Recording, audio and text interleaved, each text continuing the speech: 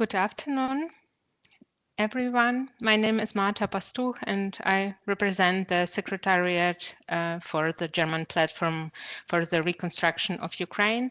And I'm very pleased to welcome you to today's exchange on agriculture.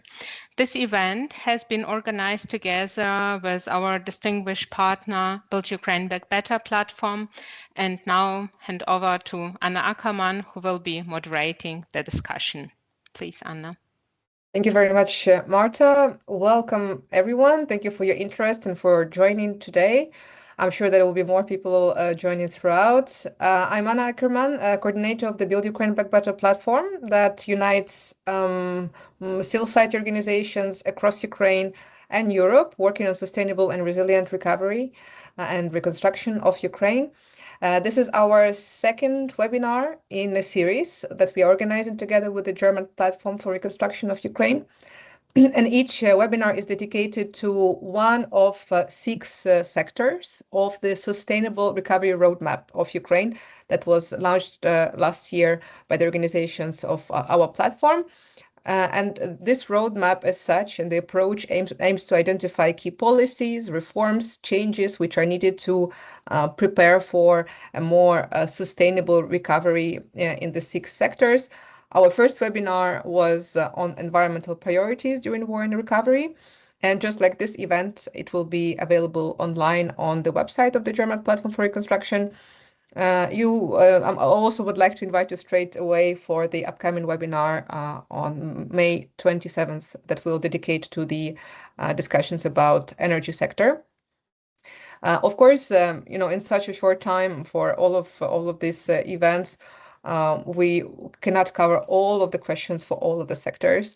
Our focus is sustainability and sustainable recovery, and we are trying to uncover with our fantastic speakers what it means.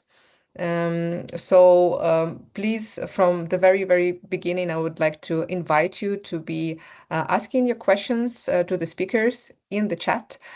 Feel free to do it throughout the whole event. We probably would not have a lot of time because of just the limited time for this event in the end for a free microphone, but I'll be all the time checking the chat and collecting your questions from the chat. And of course, we'll have a dedicated Q&A session in the end.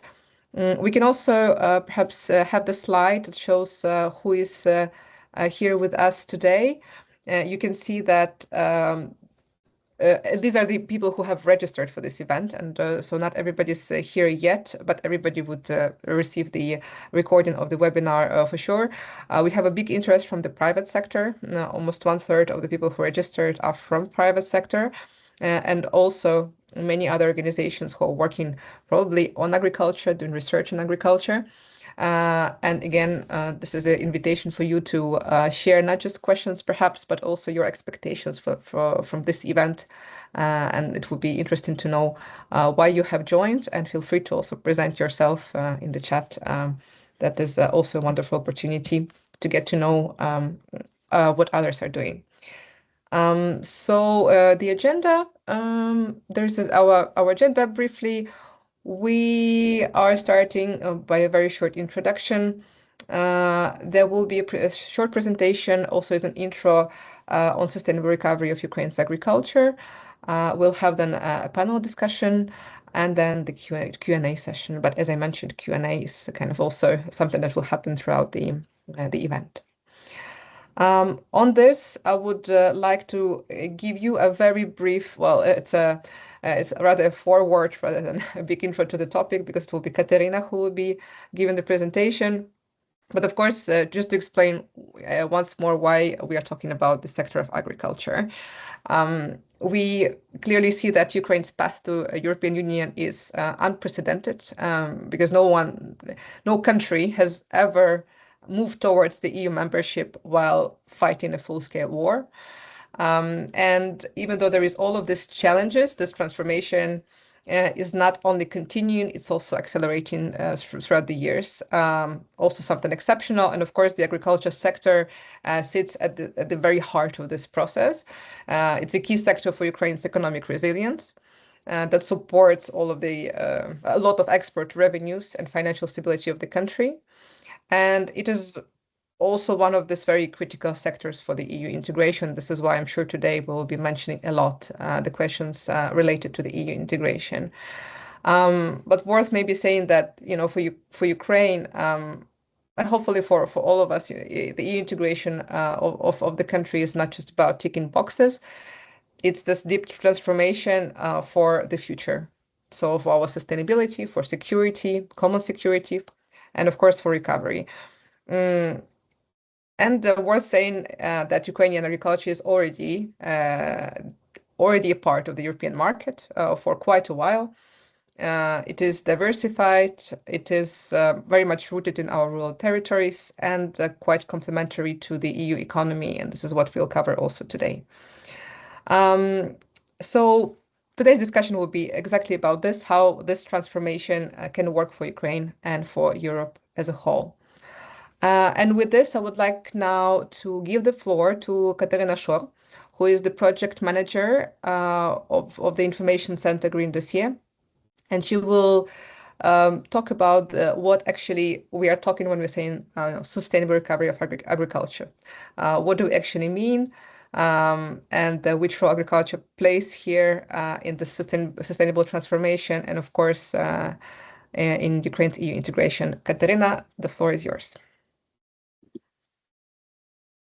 Yes, hello, colleagues and dear participants. I'm very glad to be here and explain a bit about the state of agricultural sector of Ukraine. I'm pretty sure that my colleagues will add much more after me also. As Anna said, definitely agricultural sector is a very important one for Ukraine, not only for recovery, but in economical perspectives. And that's one of the most discussable questions within the EU integration process so far. As we see, there are really a lot of discussions. And we need to admit that agricultural sector is currently developing in Ukraine under really in very challenging conditions, under pressure of the full-scale invasion and also climate change and other aspects. Next slide. Just to give you a short overview about the sector, before the full-scale invasion, we had over 40 million of hectare agricultural land.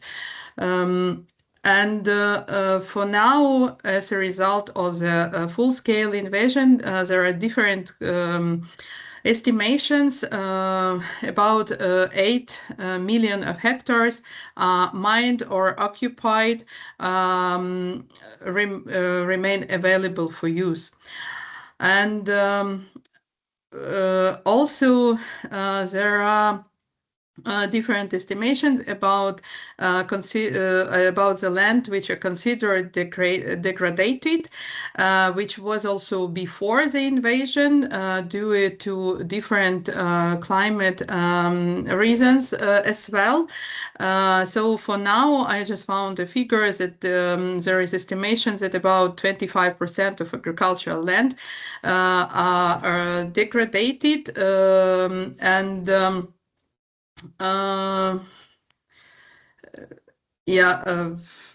because of those reasons.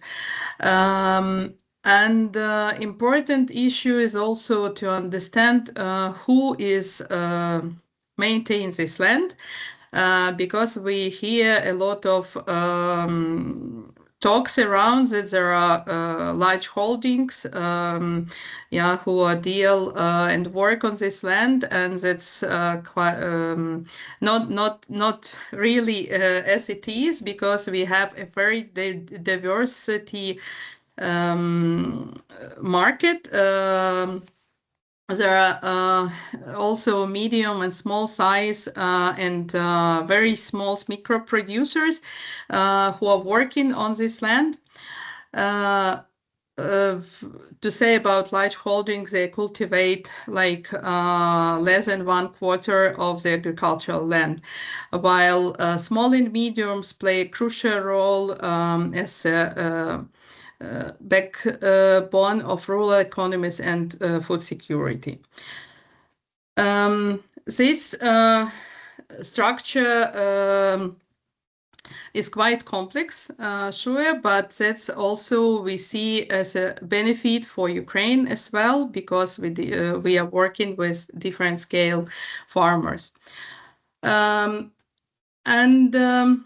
For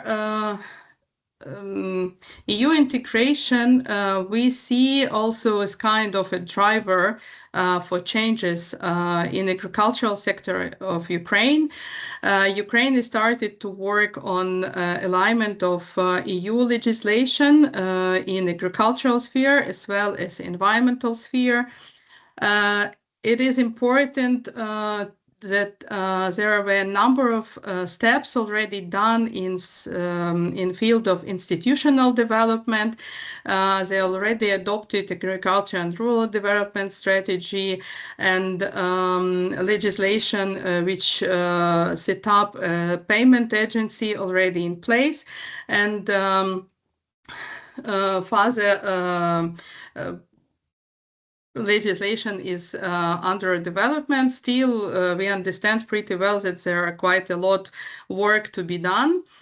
But here I would like to stress actually that agriculture sector is closely linked as well with environmental policy, and we see this importance of integration while looking at the national plan for EU integration, which was adopted recently by our government. There are quite a big number of cross-sectoral issues, and the chapter linked to environment, it directly shapes how agriculture will operate.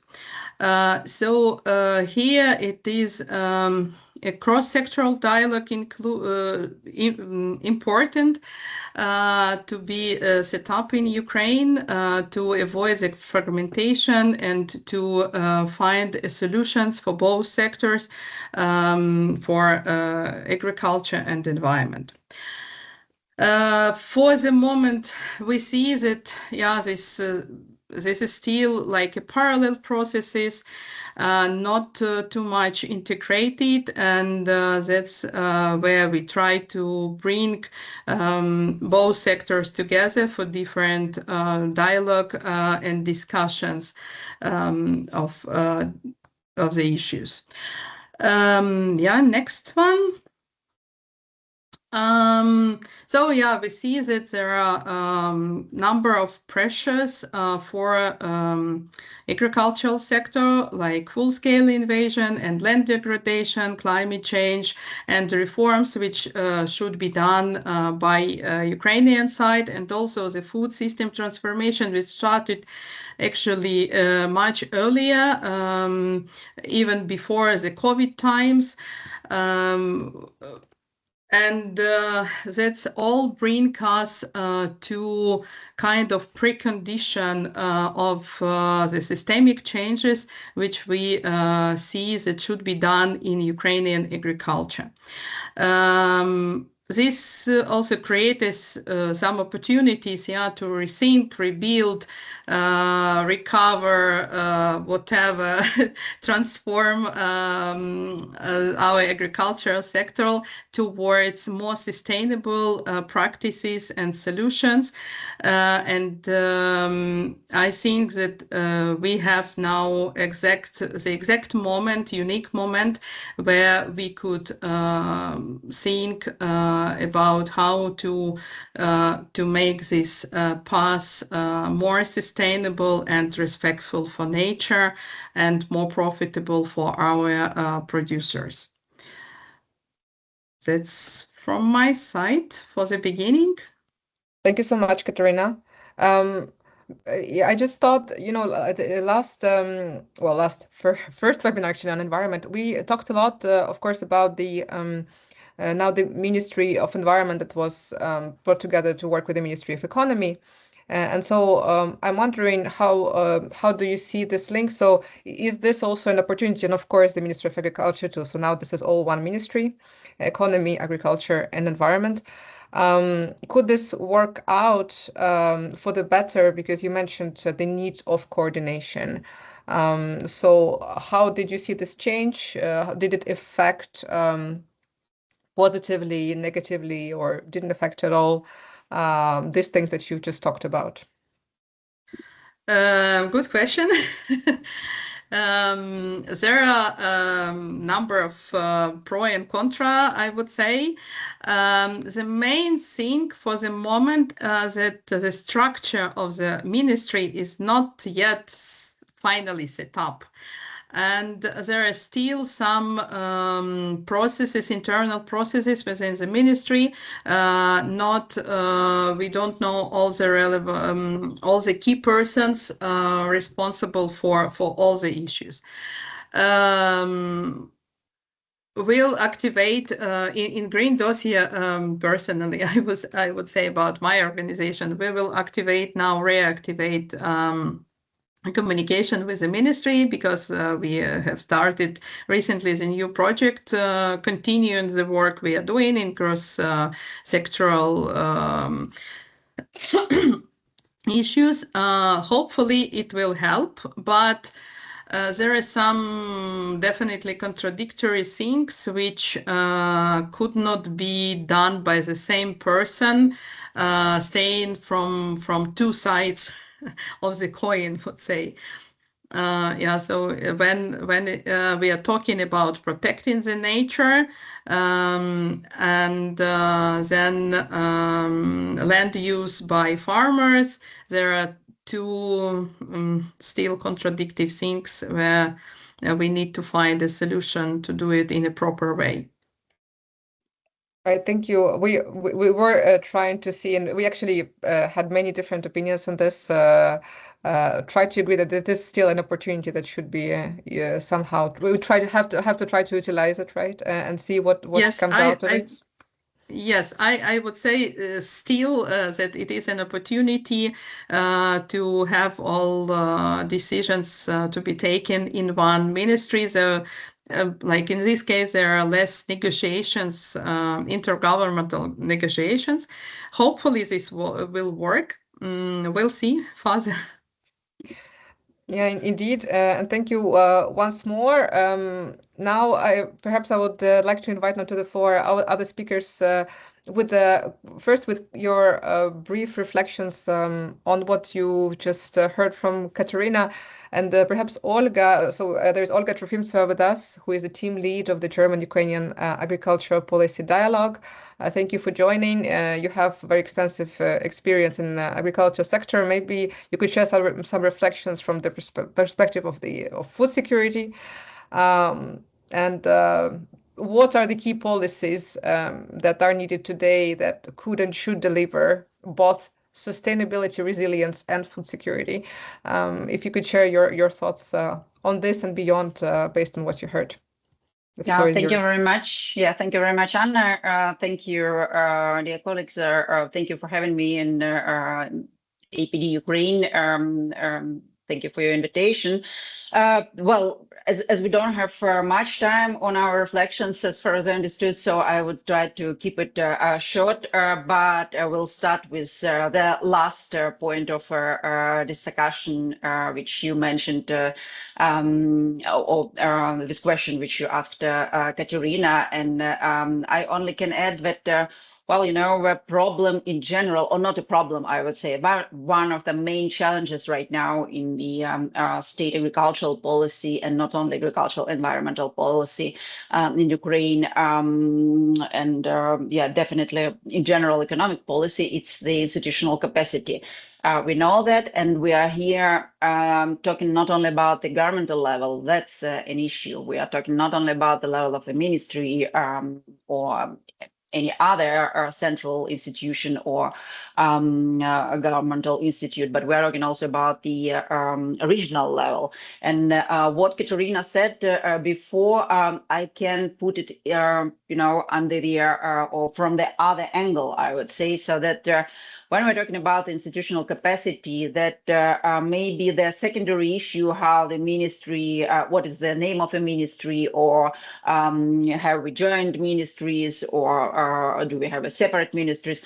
I have to tell to say here my personal opinion on that. That I was and I'm still against this merge of the ministries, because I think that's also one of the causes of this weakening of the institutional capacity in agricultural policy, and both in agriculture and environmental policies. But that's rather about how functional these structures are, what we can achieve in this format or any other, and that's about their functions. And in fact, again, coming back to the not only governmental but also regional and maybe local level, when we're talking about their state functions, we have to keep in mind that very often we do have in our discussions with European partners right now the topic of the implementation. So, and I think that's also another, the first is institutional capacity. The second thing is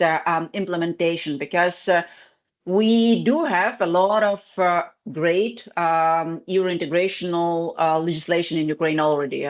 So legislation is more or less adapted in many fields. Let's say in agriculture, it's adapted already, or aligned with EU standards at the level of up to 80%. So that means that 4/5 of the legislation is already aligned with EU practices. But as for the implementation of this legislation, implementation on the ground in the local communities, implementation by the separate businesses, Kateryna also mentioned in her presentation the diversified structure of production of in agricultural sector of Ukraine.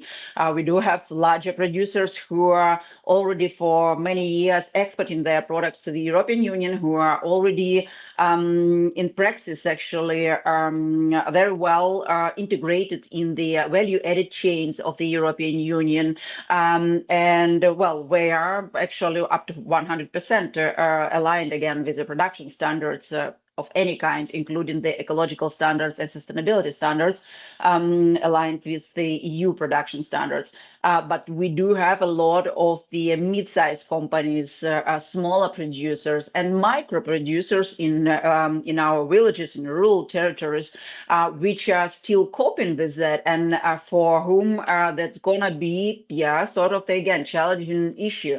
So institutional capacity, implementation, coordination of policies, and again coordination of implementation of these policies, where there should be quite a clear, I would say, this functional fields separation, and on the one hand, but on the other hand, again, very good coordination between different, not only ministries, by the way, but again, let's say ecological inspection, let's say a state service for food safety and consumer rights protection, let's say with all the infrastructure related to the CEP implementation, which is also under construction right now in Ukraine. And Kateryna mentioned just a part of it, but we are talking here about all the CEP aligned instruments which should be incorporated in Ukrainian agricultural policy, which on the one hand should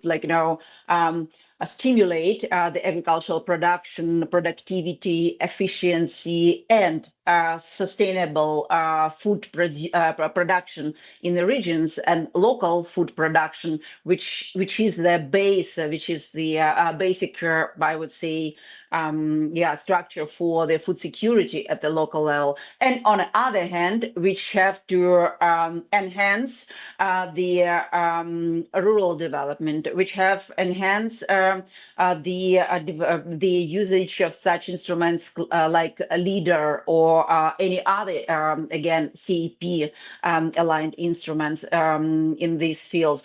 and some of the instruments which are related to the sustainability, ecological regulations, and self-regulations, good agricultural and ecological practices, which Jana will be talking about a moment later. So you see already now this, how complex is it? And coming back to the issue of the food security, this is maybe just for to finalize, to wrapping up my statement. What we do see also in our activities as German-Ukrainian agricultural policy dialogue, as we are working on at all three levels, like political level, level of the rural development, both at the central stage and also in Ukrainian regions, and then the business dialogue or economic dialogue, connecting the different stakeholders, sectoral stakeholders, both in Ukraine and Germany and European Union. We do see that this is getting more and more important, the question on the agenda, both in European Union and in Ukraine. How can we combine the providing of the food security, the strategic autonomy of the European Union, because it's also one of the key issues right now in the economic policies within the EU, how to make the European Union competitive on the one hand, as I said, and also from a point of view of the securing, sorry for tautology, food security, and on the other hand, do not compromise much on the sustainability and ecological goals and Green Deal goals, etc., etc. And for Ukraine, it's even I don't know, it's much greater challenge, taking into account the as Kateryna said, triple stress, I would say, so large scale invasion, which provides us with a lot of a headache and a lot of problems, not only in agricultural production itself, in agricultural sector, but also environmental damage is huge. Climate change is there, we do see it, and we know that it's not getting better and not going to be better, unfortunately.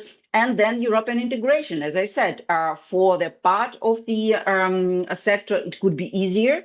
But in general, for the Ukrainian producers, when we are talking about the using of the pesticides, when we're talking about the fertilizers, when we're talking about the nitrogen directive, any other kind of, I don't know, biodiversity and all other kind of aspects, that's gonna be this alignment with working under the new set of rules, keeping in mind again full-scale war and all other challenges.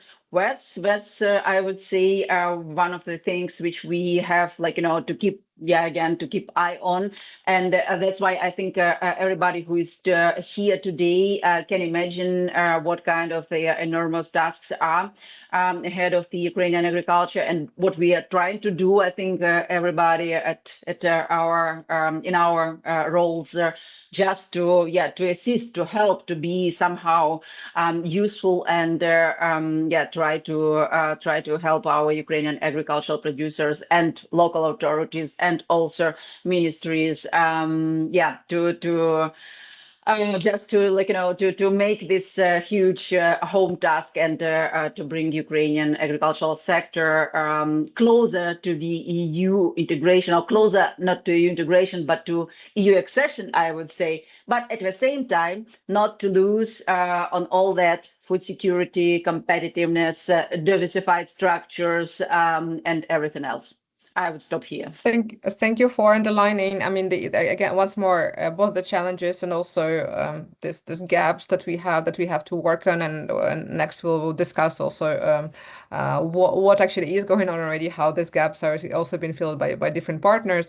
I just wanted to ask you, as both of you mentioned, how many of smaller producers Ukraine has, and it feels like this is very often not something that has been widely discussed or ignored. Rather, when we're talking about the EU integration in the agriculture sector, and I'm thinking about all of the myths that exist about the agriculture sector. So maybe you could just name briefly a few key myths that you think people who are here today with us and who will then listen to the recording you have to know that these are just myths and so have to be broken. So if there's a few other things that you would like to mention, this is the moment. No, I mean, there are again different numbers as for land use, etc. As the place of production. I have even a better idea. I would say roughly 50-50 right now. So that means that about half of the Ukrainian agricultural land is under the production of the large agricultural structures, and we are talking here. So again, that's Ukrainian via reality. We're talking here about the large agricultural producers with several thousand hectares, let's say 20, 30,000 hectares till 100 and more thousand hectares. And roughly half, again, we have in production or under the production by smaller producers and smaller producers. That's like, we are starting with 20 hectares, I would say, till a couple of thousand hectares, which are like medium-sized in Ukraine. But here I will leave in chat in our chat of today's event the link to the website of the APD Ukraine because and publications, because we do have a lot of good publications which has been done in previous years also the APD, and there is a lot of very useful information about the structure of production, about the households of because we didn't talk about them today, and households, that's also like the backbone in many rural areas. So there are a lot of numbers. You can find very useful statistics and information there on Ukrainian agricultural sector. That's fantastic. Thank you so much. And we have more questions coming to you. However, we were just discussing about the land, and I actually would like to pass the word now, and we will pick up the question for sure, to pass the floor to Yanina Basysta, the chair of the board of the NGO Ecosmart and specialist in circular economy and waste management. And Yanina contributed to and was the author of a wonderful analytical piece that came out last year about the perspective of Ukrainian farmers and their opinions about the EU integration from the perspective of implementing actually all of the sustainability practices that Ukraine does need to implement according to all of the EU standards. And Yanina would like to share with us a few slides, I think, and the results of that survey. So what do Ukrainian farmers think? And the survey was quite a big one. Hundreds and hundreds of farmers actually took part. But Yanina, the floor is yours, and you could tell a bit more about that. We don't hear you yet. Hello. No, do you hear me? Yes, hi. Yeah, we hear you and we see the slides immediately. Great. Hello, everybody. Yeah, thank you very much, Anna, for the great presentation, and to my colleagues, yes, Olga and Kateryna. Indeed, you covered already a lot. And actually, yes, here I would like to present the results of the research that was conducted actually by two quite prominent organizations in Ukraine from the NGO sector, Ukrainian Center for European Policy and EcoAction,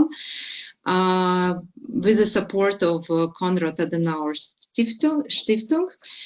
And actually, our work in this research of how Ukrainian agricultural sector adopts European Green Deal, for example, and other agricultural policies and standards. We started it in January last year, and during our theoretical research, we understood that Ukrainian agricultural policymakers mention a lot about transitional periods, the need of transitional periods to adopt multiple European and quite, let's admit, quite strict standards that can impact the sector very quickly and hugely.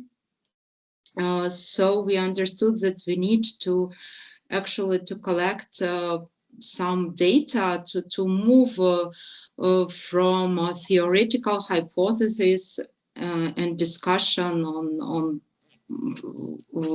quite abstract level to more detailed to the level of the data, specific data, in order also to prevent development of different myths that already Anna mentioned.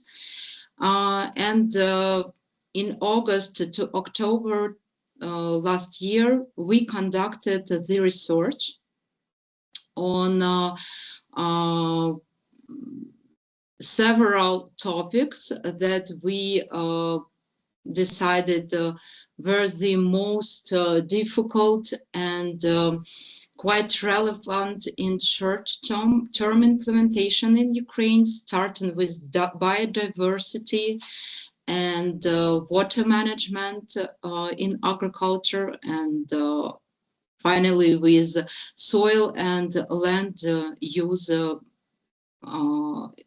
topics, and how these standards, European standards, are already implemented in Ukraine. So here on the site you may see good agricultural and environmental conditions of land. These are standards that are the part of the common agricultural policy in the European Union. And here it is important to mention that all important European Union standards under the CAP are grouped in two groups: SMR, statutory management requirements, and these GAICs. SMRs, these are actually 11 directives and regulations that all farmers in European Union, whether they receive subsidies from the government or not, they need to stick to these rules. For example, like Olga already mentioned, nitrogen directive, for example. And this second group, it is GAIC standards. That is requirement only to those farmers who receive the subsidies and state support for their farming practices. Here you can see all these 9 GAICs, and we asked Ukrainian farmers how they practice these requirements in Ukraine. And you can see now on this slide that, for example, crop rotation is one of the practices that is widely implemented. 85% of respondents indicate that they observe crop rotation on arable land, and only 8% admit that they do not. Also, most take measures against erosion. 63% of farmers protect their soil during vulnerable periods. For example, leave stubble or sow cover crops. 57% practice mini-till, in particular on the slopes, to prevent erosion. An important step forward for Ukraine is the expansion of the ban on burning stubble. 65% of respondents, which is also supported by penalties, combined with raising public awareness, in particular through the media, about the harm of stubble burning to the environment and health. However, the uptake of several important practices remain limited. For example, only 19% establish buffer strips along watercourses, 25% maintain non-productive features for biodiversity, and 17% actively prevent the conversion of natural or semi-natural land into arable land. A significant share of farmers consider measures to ensure the proper agricultural and ecological condition of the land not applicable to their farms, and some openly admit that they do not practice them. We asked farmers who chose answers other than non-applicable to assess the level of difficulty in implementing and adhering to relevant practices. Preventing conversion of natural or semi-natural land into intensive agricultural land, GAIC 1, and protecting wetlands and peatlands, GAIC 2, proved to be the most difficult. This was confirmed by almost 40% of respondents. The lack of financial and human resources, martial law, and the lack of time to learn new things, the habit of traditional land use methods, and the lack of understanding of the importance of such practices on leased lands were cited as key reasons for the difficulties on implementing and complying with GAICs. And let me just cite 3 messages from the farmers directly. There was little awareness of such need, lack of knowledge about intermediate crops and the resources for them, lack of savings and finance, and as a result, we cannot afford to leave any piece of land unused for the season. Therefore, the land must constantly work and is being depleted. This practice is a challenge, as the conservation of wetlands and peatlands limits the possibility of their use for agricultural production, requires additional costs to maintain the hydro regime, and does not offer sufficient economic incentives or compensations for agricultural producers. We run a private enterprise on rental property. It is engaged in the growing and sale of agricultural products. There is no state support. For 2 years, there has been a severe drought, shortage of crops. We have no time for studies. Just to conclude, these practices on GAIC uptake, we see that in Ukraine, farmers already implement those practices that actually help them to save their crops or to save their money, actually, to prevent them from additional expenditures. So we just need to understand further how to facilitate this process, what they need actually to conduct very quality needs assessment of small and micro farmers in order to understand what they need actually on the ground to move further with better uptake of all these practices. And here, just my last slide, you can see their answers on our question, what they need actually in the next year to move forward better. Of course, there were 2 main concerns about these financial resources, and the second biggest fear of Ukrainian farmers was if they implement EU standards, they consider they will lose crop yields significantly. So we just need to understand whether it is significantly or whether they will lose this crop, and maybe it can happen during the first years of the EU standards implementation, but then they will receive more yields. Anyway, we of course need to develop more specific and more targeted state programs to support the farmers. Thank you very much. Thank you, Nina.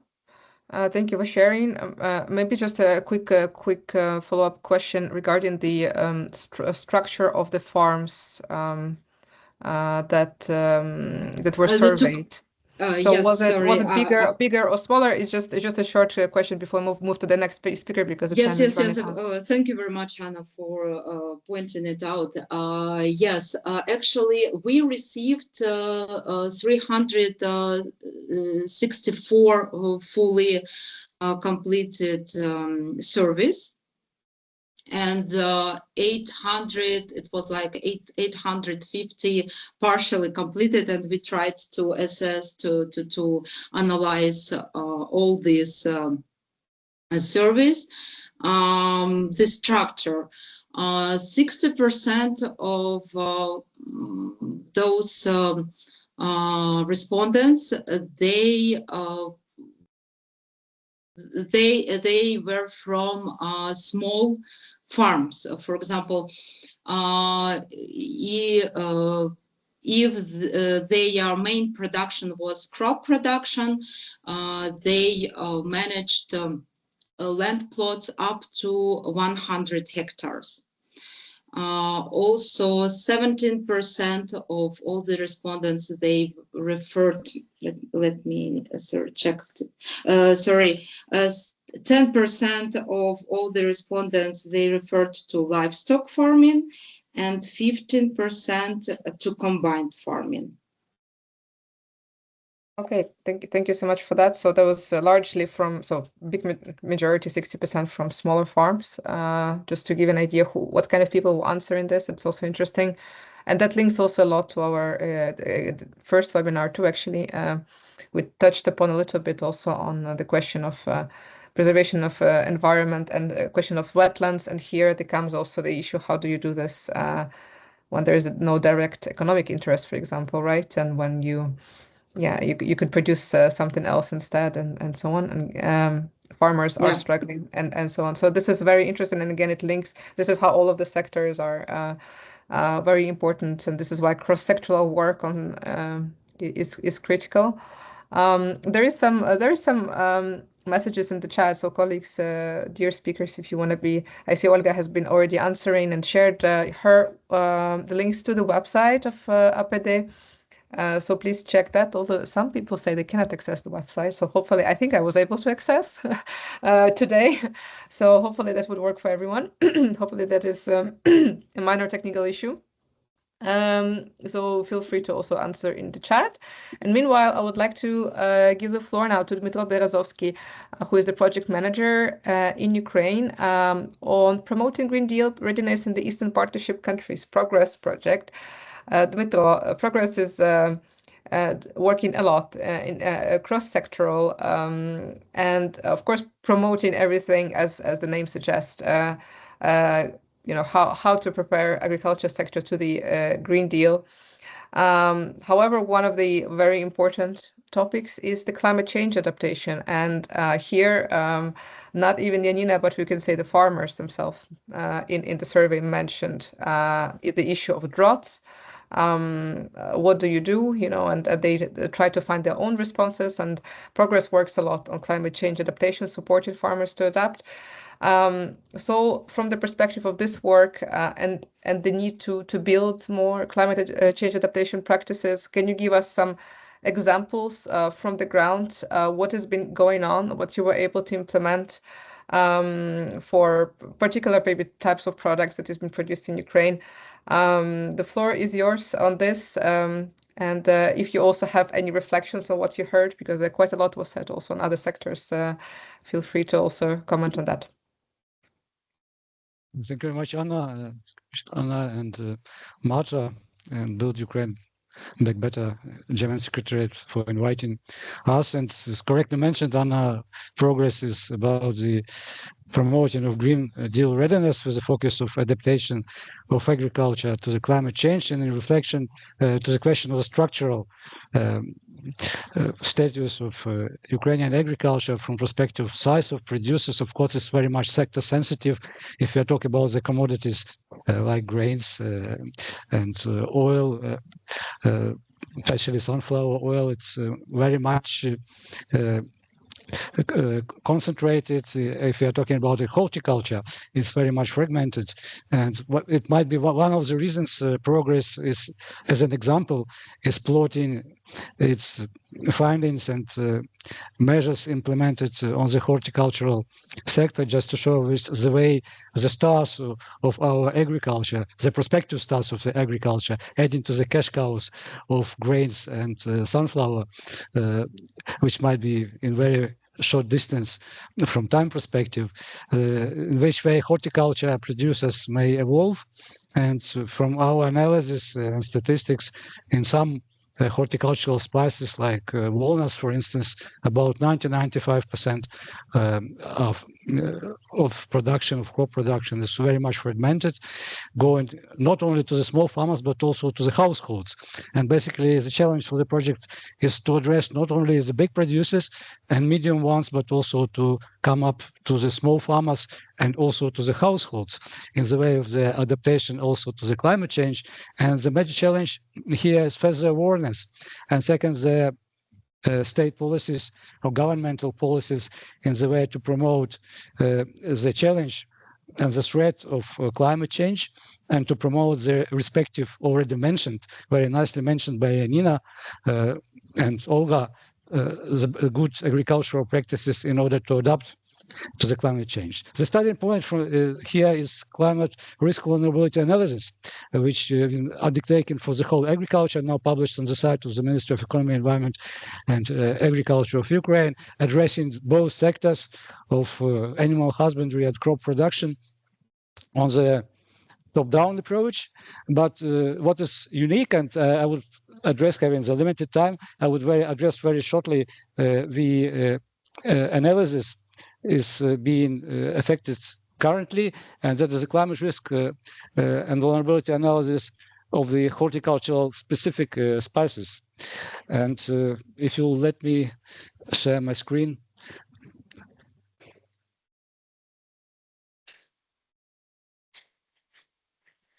Yeah, we see.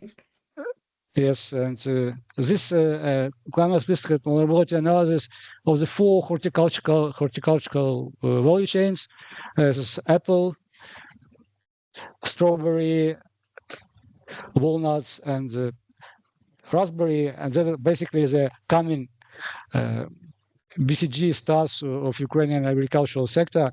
And the reason to analyze is basically to find out what is the vulnerability and what are the related risks, and how they are specific also to the region. And based on that, to adjust the policy measures recommendations, also the specific good agricultural practices to adopt to those changes. And very briefly, it's an ongoing analysis how by now it's quite evident that the most vulnerable spicy from horticulture is apple, and the less is walnut. And if we'll be talking about the regional vulnerability, the west of Ukraine is much less vulnerable than the south, the center, and the east of Ukraine. From that perspective, when you formulate the final list of the good practices, we got the long list of 35 to be addressed and to be supported. Of course, this would be sensitive to the regional spread and to the each individual value chain to be addressed. We have to mention also there are 2 scenarios of the climate change, RCP 4.5 and RCP 8.5. And possibly, as you know, one is that everybody joining the Paris Protocol is implementing all the mitigation measures correctly and in time. And second scenario is when something is going wrong. And basically now something is going wrong, especially with the US policies known.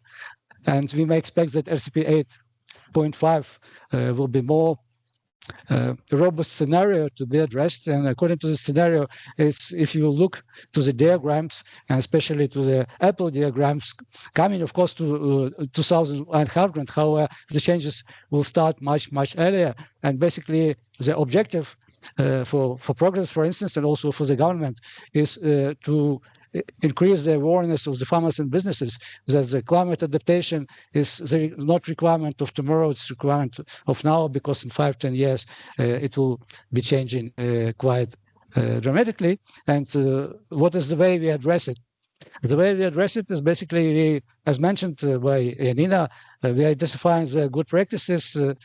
The next challenge after we identify them, plot them on the results of the climate risk and vulnerability analysis, is basically to make a taxonomy which should be supported by the government in respect of the green finance. And green finance, as already mentioned here, is a set of the fourth pillar, of the fourth necessary pillar to support the climate adaptation, where the government could create the extra channel of the finance called green finance, which should support and motivate the investments of farmers and businesses on the business level into the adaptation technologies. And the main challenge here is that basically the climate change investments sometimes are not profitable from perspective of the direct profitability.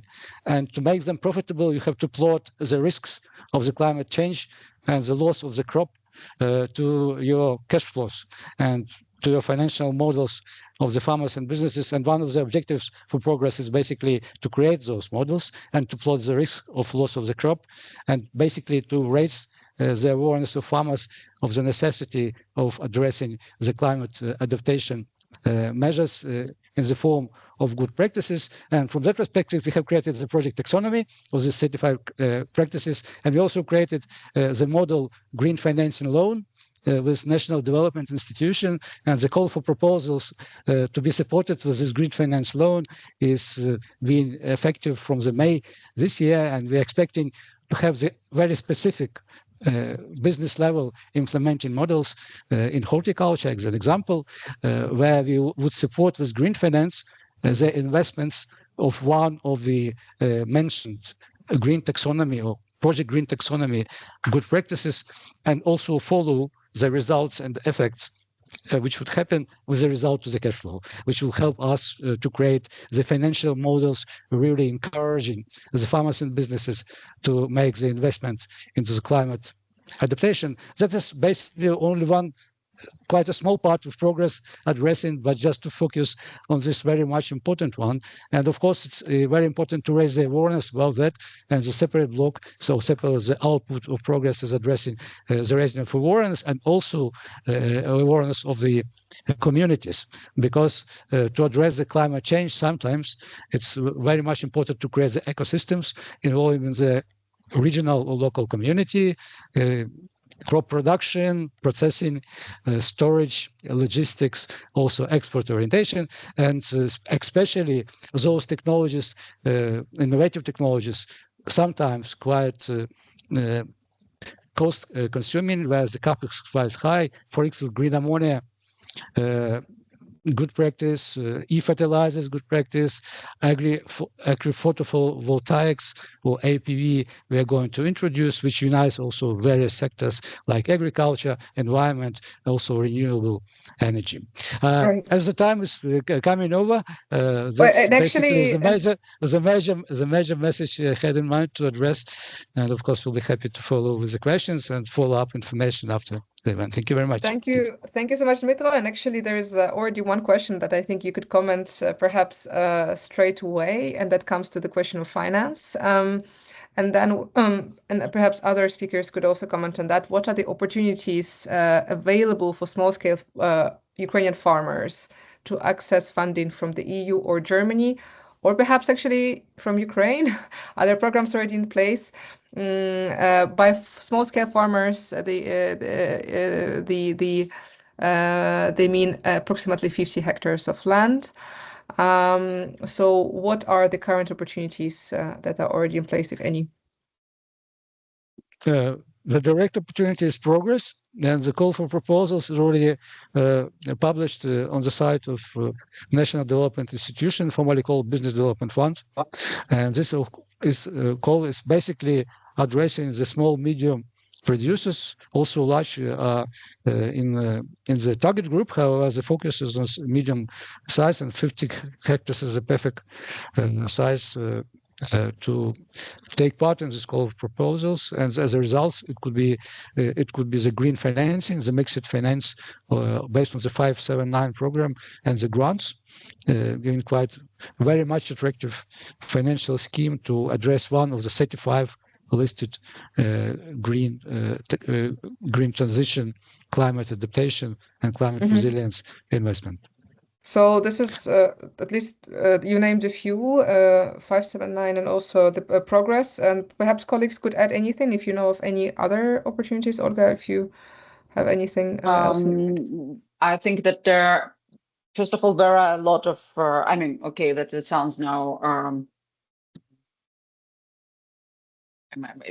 I'm not exaggerating, but there are really different sources, and there are, at least several programs, both state programs within Ukraine. Clearly, again, the budget money are very restricted because of war, and you can imagine that we put in the majority of our budget money into the army. But nevertheless, there are some concrete programs for the small producers, also in horticulture, greenhouses, etc., animal production. The question is a little bit too general for me, so that depends. Again, so there are grants from different international donor programs. Dmytro mentioned their program, working together with Ukrainian banks. FAO are providing grants. Some other EU, by the way. There's actually, and I apologize, it's me because I didn't read till the end because there was they specified we are particularly interested in supporting programs related to organic agriculture and biogas production. So that's a bit more specific, actually.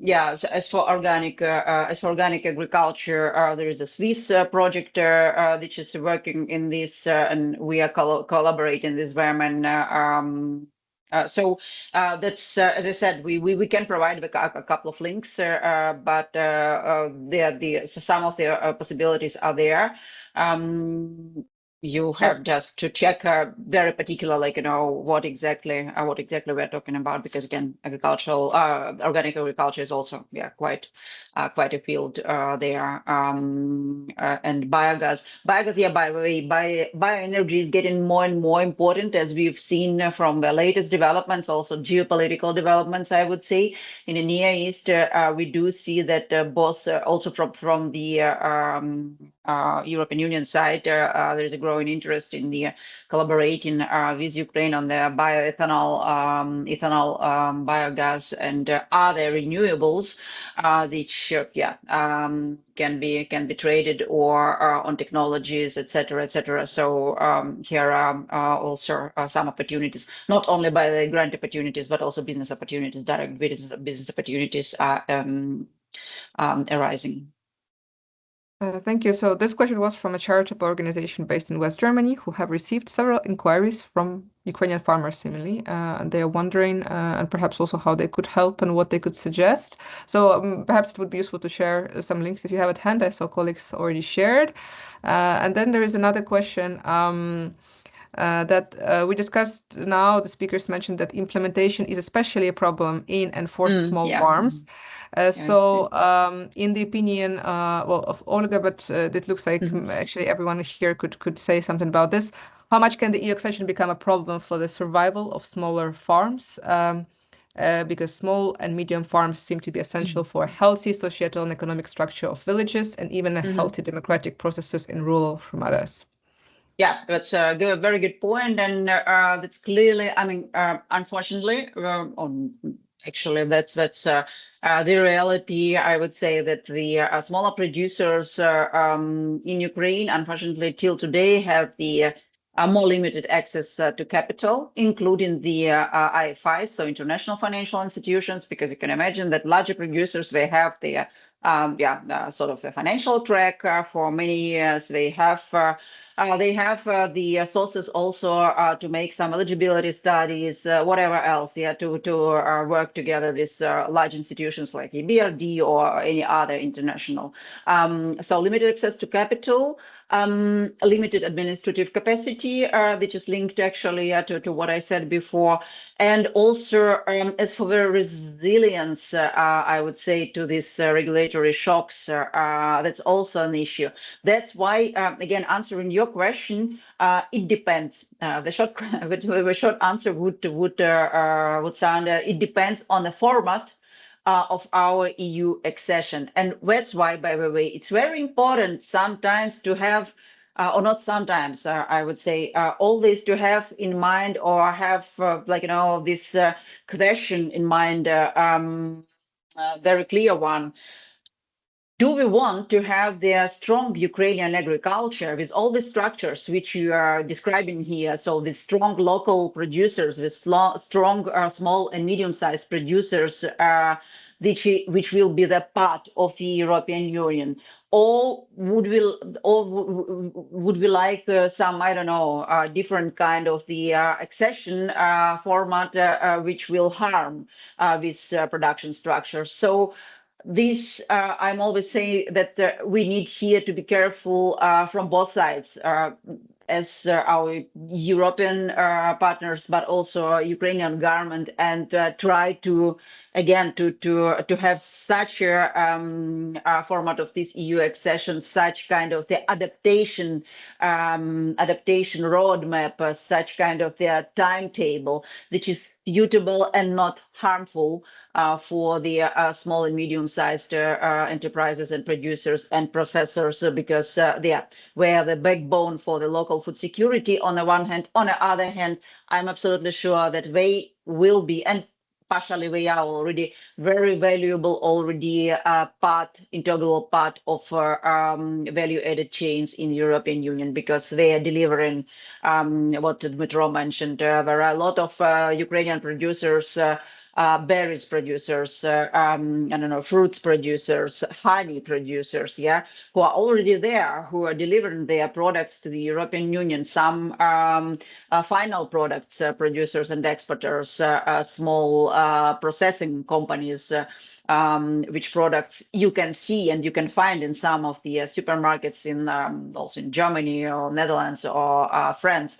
So this is very, very important task for both sides, European Union and Ukrainian government, to find this balance, and not to lose this diversified structure. Right, thank you so much. And on the role of small farmers, Kateryna has a hand. And actually, Kateryna, there is another, I think, well, it's already a comment and a question, but I think it also could be a part of this question. Small and medium farmers can, of course, produce under organic regulation. It is really a question of the market. Subsidies are nice to have, but not the most important point. Organic production, for example, organic eggs, organic broiler, is a fast-growing market in Europe. In Germany, already 15% of all eggs are organic, and I'm sure it could be a good market for smaller producers in Ukraine as well. Both Kateryna, yeah, and I can say here a lot about our agricultural organic producers. 85% till today, Katya, right, are exported to the European Union market. So Ukrainian organic products are all the European Union already. Exactly. Some of those eggs in Germany are probably from Ukraine, right? Is it possible? Probably, yes. I could not miss the question about organic agriculture, because it's my lovely topic where I'm working for 20 years almost. And I answered already that, we had a program for support of organic producers since the full-scale invasion, which was operated by Green Dossier, but there were also another German project. Unfortunately, it finished end of last year. They also supported organic farmers directly. We have still, unfortunately, very small organic market in Ukraine. I even will not tell about data. I will put all the data about organic link to the website where you could find all the information about organic in Ukraine. Specifically, there are no subsidies for organic agriculture so far in Ukraine. So organic producers could get subsidies for the hectare, as all the other regular producers, but it was mentioned already, there are a number of projects which support small and medium scale farmers, women-led business, etc. So it depends what exactly those farmers are looking for. Yeah, and another thing which I would like also to stress, which refers to this small and medium farmers, and that Yanina also mentioned that, and we discuss it frequently in our organizations, that probably not small and medium know that they already follow the environmental rules. Some of them just don't know that there are sustainable practices. And there are still a lot of work to be done to explain what do we mean with sustainable practices and how they should be implemented at place. And here also banking system are playing last few years a very important role, because they provide loans and credits and only after accession to ESG reports. So that's also some kind of work which is already ongoing, not from the side of environmental organizations or agricultural structures, institutions, but just banks. They request already some more information about environmental and social sustainability governance. They have some huge folders to be filled before getting the loan. So I think that this process is at least started. It is not, we're not starting from the 0 point. Excellent. Thank you so much for these comments. And we have one question from Dr. Brodersen, please. Thank you, Anna, for taking me. I have one question to maybe all the presenters. We've been tackling the overall issue of EU accession of Ukraine in the upcoming years. And Olga, you mentioned this very special topic of biogas deliveries from Ukraine to EU, which seem to be becoming more and more important. My question to all of you would be, and given the remaining 120 seconds, I'm really looking forward to your answers. Can you think of a scenario where not Ukraine might be asking for EU membership, but asking Ukraine for EU membership from a Brussels perspective? Thank you. Olga, I see you, you had an immediate response with your expression. It's very, very nice formulation. What can I say? I think, it's first of all, I'm glad to see you here at our discussion. And it's not only about the bioenergy, it's in general, as I mentioned at the very beginning, so the issue of the food security, food weaponization through Russia, but not only, in general, all geopolitical uncertainties and tensions. I would say it's really important right now to have this, stronger and more predictable regional alliances of such economic blocks like European Union and, let's say, Ukraine in that sense. And I think it's bilaterally useful and valuable partnership which can be from a strategic importance. As I'm always saying, just imagine European Union with Ukraine as a part of the domestic European Union market in case of the agricultural production, but also you mentioned biogas. Let's take biomass for bioeconomy, circular economy, etc. Let's take bioethanol, etc., etc. So European Union is going to be the largest geopolitical agri-food player worldwide with different level of the, negotiation capacities and leverage power when we are talking about the have the positive impact on their food markets. So I think that's for both of us, for Ukraine and for European Union, very, very, very important issue that Ukraine is becoming the member of European Union as soon as possible, but not it should be really a very well managed transition and very well governed transition, and not just some sort of unmanaged mess. Thank you, Yanina. Yes, thank you very much for this very, very good and important question, especially to include this webinar. I fully support what Olga has just said, and I just wanted to reinforce it in the meaning of the EU policy that is already, I think, envisioned Ukraine as a part of its big structure. I mean, I'm implying right now the European Green Deal about with the announcement of the European Union as a global leader, including in agriculture. And I believe that it is only possible, let me say like this, with Ukraine.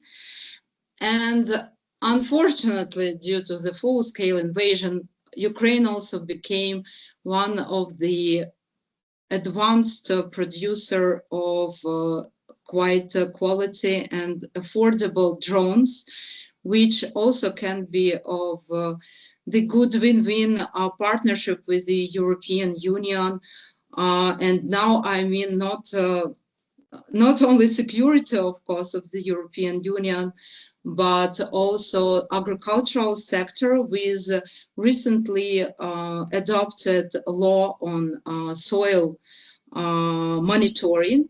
And our technologies, Ukrainian technologies, could be of great use for soil monitoring and analyzing the quality and implementing quite affordably all the programs for building soil health with also our technologies and innovations. Thank you. Thank you so much. I think it's a great ending and a great summary to the question that really could wrap it up. And I really thought it would be great to discuss in the end also this importance of partnerships and cooperation. We of course could have gone in more detail, but hopefully we could uncover at least some bits.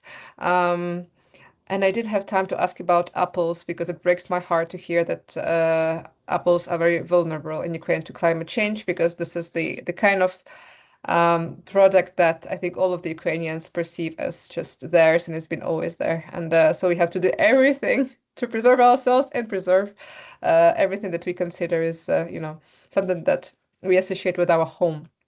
Thank you so much, dear speakers. Thank you for the fantastic inputs. And I will give the floor, I guess, to Marta already, because I think the best summary was in the end. I mean, then there's me with my apples, but I cannot stop thinking about this now. Yes, thank you. I agree. Thank you, Anna, for great moderation. Thank you, all speakers, for interesting inputs. And also thanks go to all participants for participation, for your comments, your questions.